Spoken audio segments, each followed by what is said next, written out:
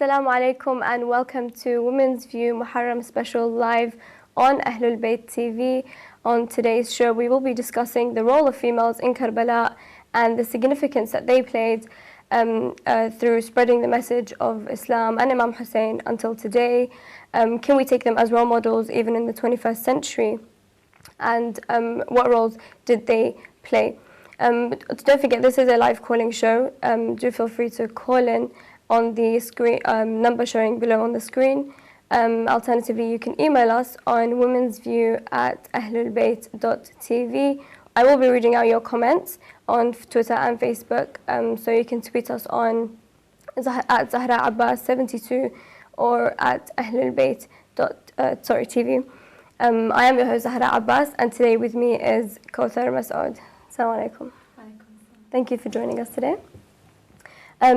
So we chose to do this topic today because I feel like it's a topic that hasn't been, it's a very powerful and emotional topic, yet it hasn't been touched upon as much, and it's been slightly overlooked, especially like as we know during the first 10 days of Muharram, we dedicate those 10 days to a specific companion, and it always tends to be a male companion. But we don't emphasize that much on the female companions and the family members of Imam Hussein alayhi salam. So, first of all, why do you think that we have that lack of emphasis on these females? Bismillah ar-Rahman ar-Rahim. I agree with you entirely. Sometimes we tend to overlook the females of Karbala and focus on the males of Karbala because it is a battle. Because it is a battlefield, because it's Karbala, we tend to look at the heroes and the male figures and overlook the females who didn't so much appear in the battle in jihad itself, but we are here today just to stop these misconceptions, and inshallah we'll do it justice. Inshallah. So just to start off with, can you just give us a brief insight on the different female figures, the heroic female figures in Karbala, and what roles they played? Yeah, sure I can. First of all, I'd just like to say that Imam Hussein's sacrifice alayhi salam would not have been completed without the help of the women and without the help of the Fatimiyat and Lady Zainab salamullahi alayha. His sacrifice was in partner with the women with him. Like, it would not have continued till today without these Fatimiyat. So this remembrance of Karbala would have been terminated. So even there's a quote by Charles Dickens, and it says that if Hussein salamullahi alayhi had fought to quench his worldly desires, then I don't understand why his sister, his wife, and his children accompanied him. It stands therefore to reason that this submission, this sacrifice, was purely for Islam. So if he had not brought the women of Karbala, then this sacrifice would not have been completed. We'll look at some of the women of Karbala, just as you asked. Most of the women in Karbala, they were either the mothers or the sisters or the aunts of the martyrs. Most of the women in the camp were either wives of the companions or either the mothers. So they carried out their motherhood and their sisterhood to the dot. For example, we have a great character like Layla, who was the mother of Ali al-Akbar, and she had to witness her son being the first of the immediate kinship to Imam al-Hussein alayhi salam to be martyred. So this wasn't something easy to do. And even in the Battle of Karbala, Imam Hussein alayhi salam reminds Layla, he reminds her that you are a mother, and he reminds her to supplicate to Allah so that her son can come back. So she goes into the tent and she supplicates to Allah subhanahu wa ta'ala and says, "Oh Allah, who brought back Yusuf to Yaqub, oh Allah, who brought back Ismail to Hajar, bring me back my Ali al-Akbar one last time to see him." Another lady is Wahab, and her sacrifice is again something not easy to understand.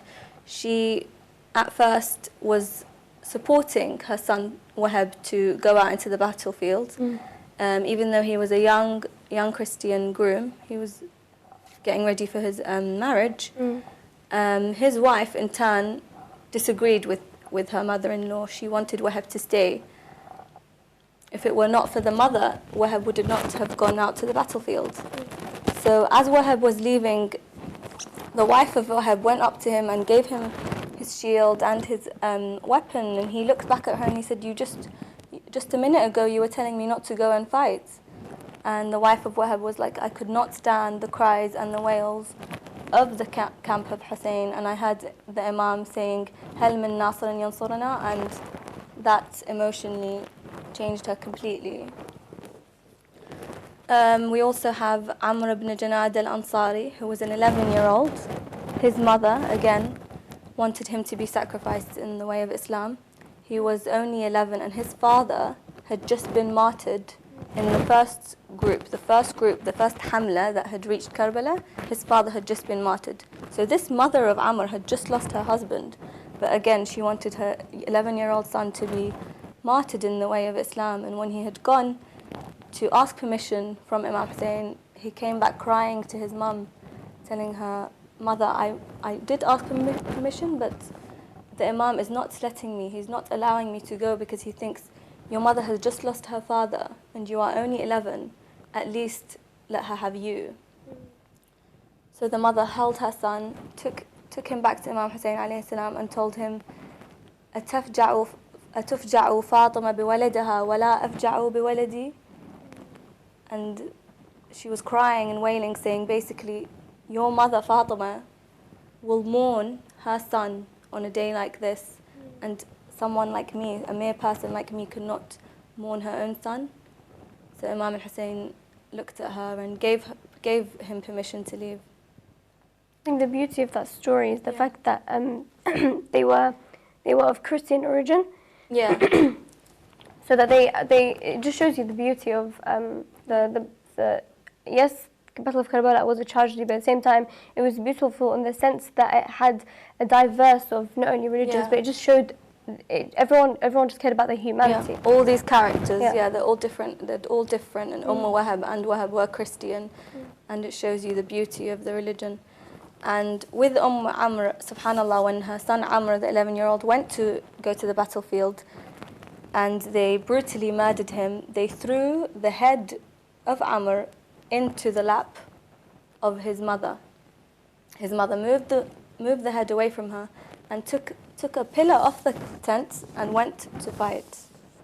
Wahab, of course, before that was the first woman to be martyred from the companions.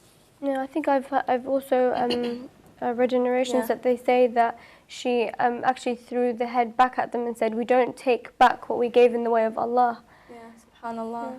SubhanAllah, not something easy to do. We also have Zuhair ibn Qayn's wife, Dalham. Zuhair ibn Qayn was an Uthmani of origin, and he wasn't really looking and preparing to be in the camp of Imam Hussein alayhi salam. And again, we have some narrations that he was trying to avoid the situation. And at one point, Imam Hussein alayhi salam sent a messenger to Zuhair, and Zuhair was with his family. He was with his wife and children. Was with his wife Dalham and his children. And the messenger had come in and showed him the letter that Imam had asked for him to come with him and accompany him in the battle. And Zuhair wasn't really responding to that. He didn't seem like he was willing to go. So his wife Dalham looked at him and told him, "How can you not reply to the call of the grandson of the Prophet?" Again, another wife trying to help her, trying to defend the religion and trying to support it and encourage her husband to leave.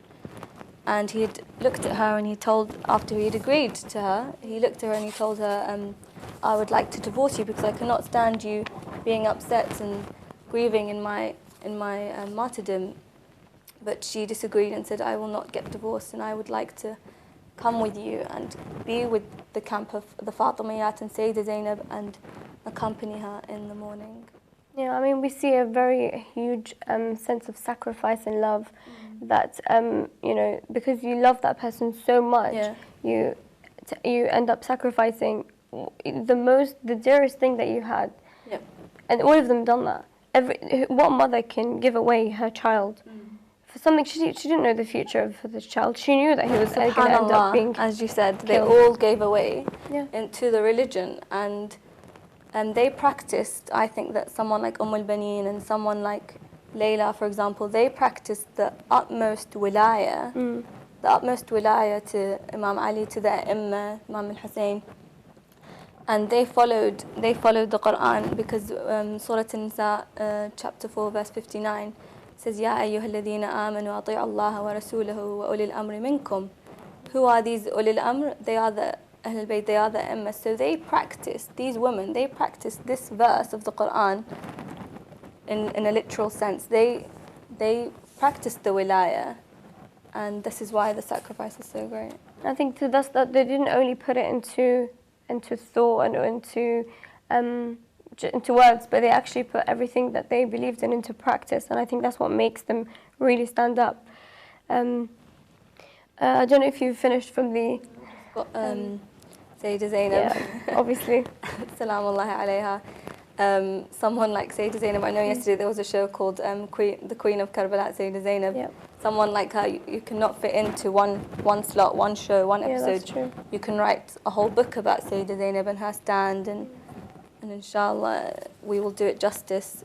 Again, Sayyida Zainab salamullahi alayha, she joined in the jihad of her brother Imam al-Hussein. She got their weaponry ready, she got the horses ready. We have narrations today that she even, her and the Fatimiyat got the food ready, just like Fatima Zahra alayhi salam, her mother, done for Imam Ali when he was going into battle. And just like before that, Khadija had helped out the Prophet. She was carrying on this, and she was helping them towards their jihad. Again, she was a mountain of patience. Wherever she went, salamullahi alayha, she was patient, she was steadfast, and she was like the media outlet. Like she was like in some ways a channel. She was a channel of media. Like she was voicing the message of Hussein wherever she went, whether it was Damascus, whether it was Medina, whether it was Kufa. She was the voice of Imam Hussein against Bani Umayyah, and we can see this in the speech, in her famous speech. Yeah, I think we also have when narrations state when Fatima Zahra alayhi salam, before she passes away, she tells Sayyida Zainab alayhi salam, she tells her on the day of Karbala, where you will see your brother being going to fight in the battlefield. Yeah. I want you to kiss him in the neck, where his neck will be severed, where his head will be severed. Sorry. Yep. So we see that she took that patience from her mother. Like even though she knew that on that day, her brother was going to be severed, she knew that there would be no kind of they're not going to achieve victory, and as in they're not going to live.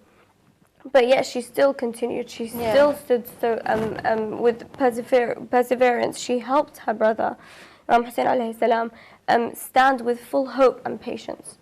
And even when the battle was over and all the bodies were lying around, Yazid told her, "What do you see in what Allah has done to you and your family?"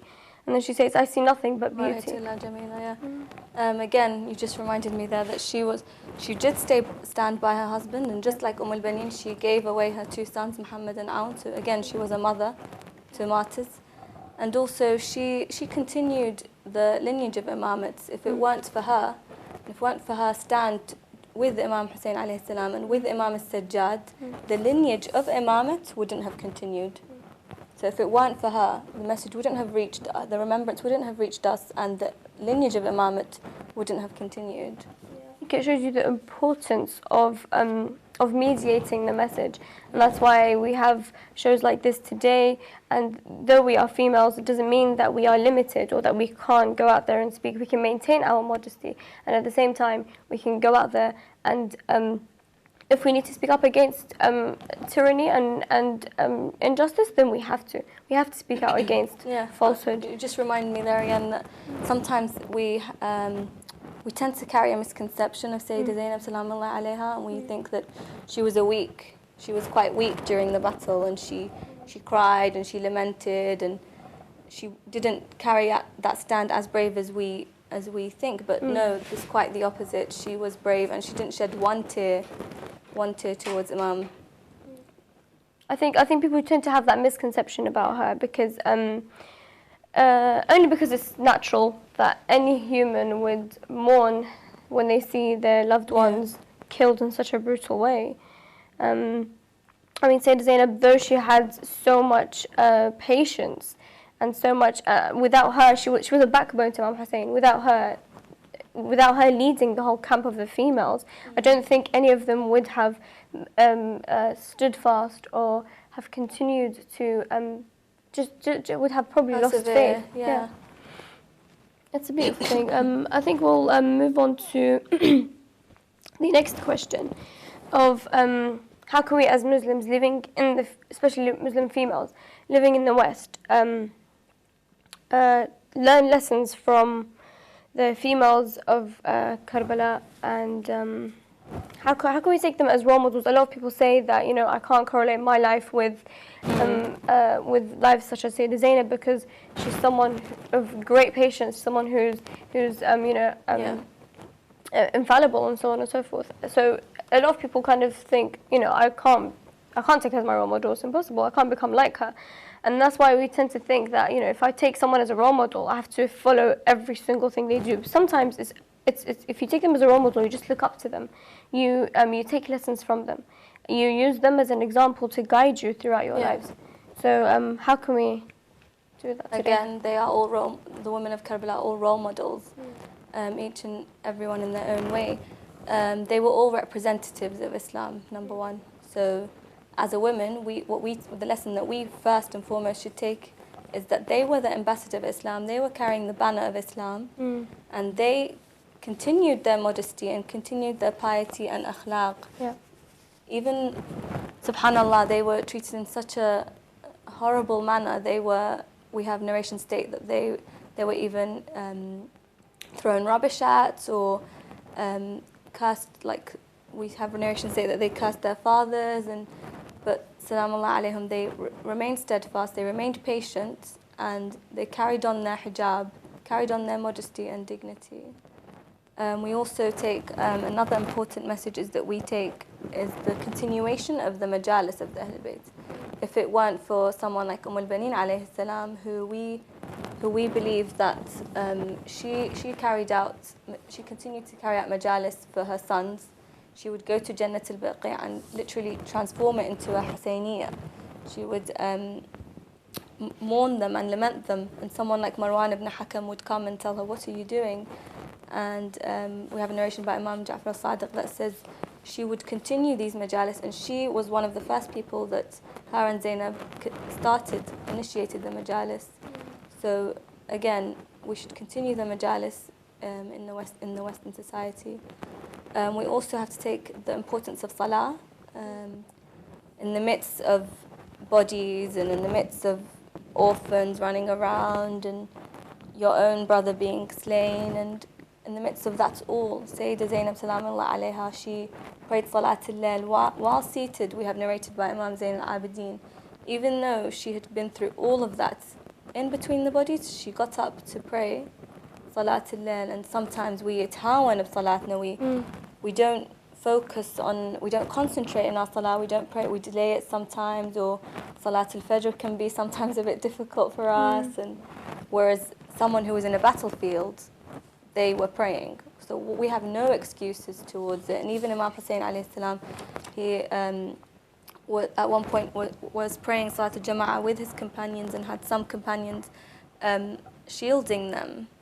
All that was a message for us today to continue Islam and continue the pillar of Islam, which is Salah. I mean, you mentioned three very extravagant points. I think each one deserves a whole show. But hijab, like you said, I think it was something that, you know, we tend to kind of use as an excuse. Like, oh, we live in the West, we can't really wear abaya all the time, we can't wear good hijab, we can't always, you know, because I can't, because, you know, other people look at me in this way. But I think we tend to forget that no matter what struggles we face, even if I was in a country where they told me that they're going to ban hijab, then I have the ability to move to another country just to maintain that hijab. If I had that strength and that iman within me, then I would do it no matter what. Because we see that in the worst tragedy that anyone can even imagine, Lady Zainab and the females with her all, continued wearing the hijab. They didn't give up the hijab. They continued their beautiful akhlaq. And even after all that, they weren't weak. They were very powerful and very strong. That's why when we see the Lady Zainab speech, alayhi salam, it shook the court of Yazid. Yeah. Because her eloquence was something that I don't think any of us can grasp. And that's the problem today, because we tend to think, okay, because I'm a female, then I can't become a female speaker because I have so much, I have to. It's wrong. I can't. One of the problems that I had was getting guests to the show. Honestly, it was a problem. Everyone was saying no, and I was like, why? But I think that's the problem, because we don't have people. They're always afraid, but we are under so much scrutiny, especially that we live in the West. So we need to come out there and speak. Yeah. Agree entirely. Agree completely. Also, there's another lesson that we can learn. And that is in terms of choosing a wife, or choosing, when you come to choose a wife, you're choosing a mother in turn. So for someone like Imam Ali alayhi salam, who was so brave, and he had literally picked up the Bab of Khaybar, when it came for him choosing a wife, he wanted someone just as brave, and someone who had been from a family tree of great valor and great piety. Also in terms of the wife of Wahab, for example, or Layla or Ramla, the wife of Imam al-Hassan, these were all wives that were chosen by the companions and the Imams. So in terms of choosing a wife, this we have to implement in our life and obviously continue. Yeah, someone tweeted saying that Fatima MH said, we can take them as role models, but the question is, do we take them as role models? Rhetorical. Yeah. Inshallah we do. Like shows like this hopefully will encourage other girls, other female speakers, and everyone to come out and carry on the torch of Islam. How do you think we should continue to spread the message of, the females in Karbala? Definitely events and shows like this, for example. The more we remember the Ahlulbayt, the more we remember their sacrifice and the patience and what they went through. Yes, it's emotional. Yes, we cry. Yes, we lament. But with that comes a abra and abra. So with that comes guidance. And for us to think, what am I giving back to the Ahlulbayt? What am I doing in return to what all the sacrifices they carried out? So the more we remember them, the more we commemorate the shahadat, it's never enough. Yeah, never enough. I think grief and the mourning, the message, the event of Karbala, and the message behind it, gaining knowledge out of it, I think come hand in hand. We can't have one existing without the other. Yeah.